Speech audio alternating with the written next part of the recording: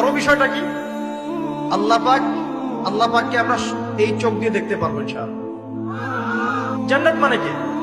যা ইচ্ছা তাই করতে পারবেন। জান্নাত মানে কি? আপনি চাচ্ছেন আল্লাহ আমি এখন একটা খামর চাই, শরাব আপনার সামনে হাজির, চিন্তা করার সাথে সাথে। জান্নাত মানে কি? আল্লাহ আমি আপনাকে দেখতে চাই, আল্লাহকে আপনি দেখতে পারবেন। জান্নাত মানে কি? আপনি মধুর নহর, দুধের নহর, পানির নহর, শরাবের নহর, হুরেন ঈন চতুর্দিকে ঘোরাফেরা করছে।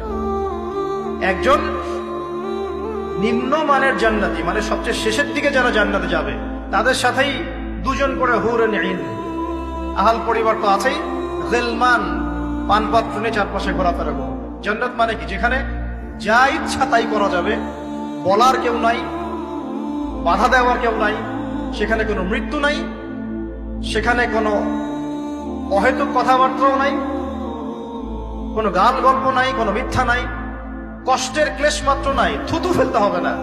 জান্নাত মানে থুতু ফেলতে হবে না। জান্নাত মানে হাঁচি হবে না, নাক ঝাড়তে হবে না।